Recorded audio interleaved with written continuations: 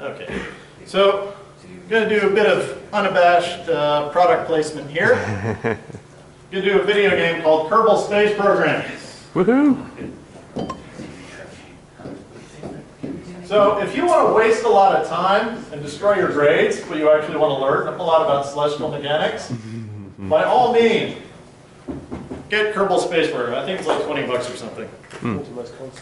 It's got a weird history. It's made by an advertising company in Mexico. The boss got together and he said to the guys, do you have any ideas to do anything? And they said, yeah, we want to make a video game about building rockets. And their boss said, okay. So, here's the premise. You get little pieces of rockets and you can put them together. They snap together, it's pretty easy.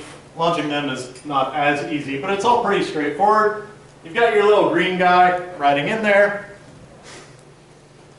And you've got a little Earth analog called Kerbin. So what you can do is you can build your rockets, you can launch them, you can go land on planets, that's all fine and good. So the blue circle here, here we go. Yep. So this is our spaceship here, which I just put a tag on for no particular reason. The blue circle is its orbital trajectory. So what I'm going to do is I'm going to point the nose of the rocket in the direction that it's orbiting. You notice the nav pole?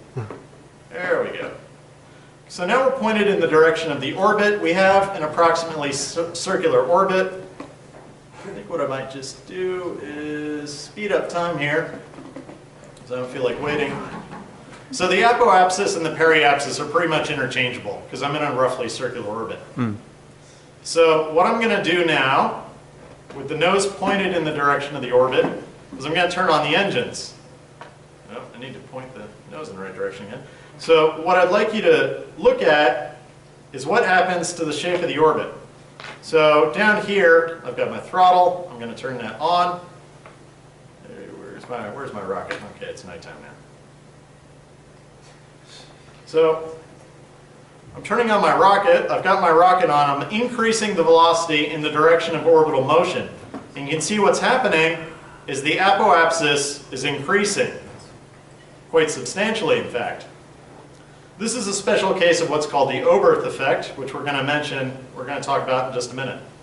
So, say I want to match my orbit with this other spaceship that's way out here. I can just keep increasing my apoapsis until it's about the same size. So now I have a very elliptical orbit. It only took a few seconds to boost up there, but what I need to do is I need to circularize my orbit, so let's go ahead and do that.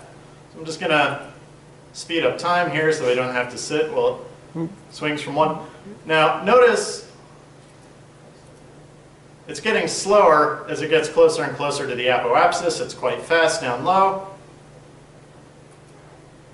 Okay, we'll say that's getting close enough. Come on.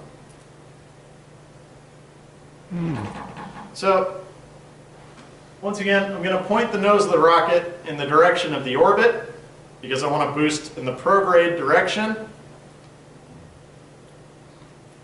Let's see what happens to the periapsis while I do that.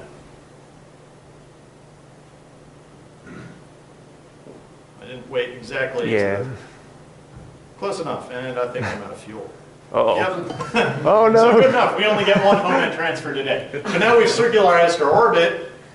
You can see it really is just that easy. So I'd recommend picking this up. It's just a quick demonstration.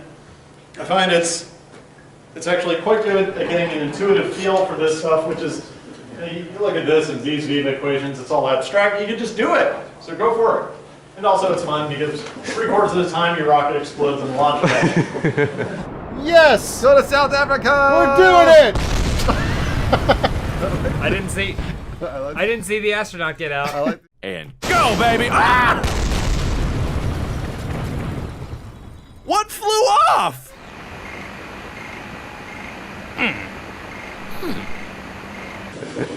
No, you marooned him in space. Yeah, people Good job. get marooned in space all the time. So, question, how long is it going to take? We just showed what a Hohmann transfer between the Earth and Mars is. How long is it going to take us to get to Mars? You'd like to know how many sandwiches you want to pack. Sandwiches? Well, I don't know. What do you want? Burritos? Whatever. Look, Ebola lox is probably impractical in a rocket. So remember, we've got.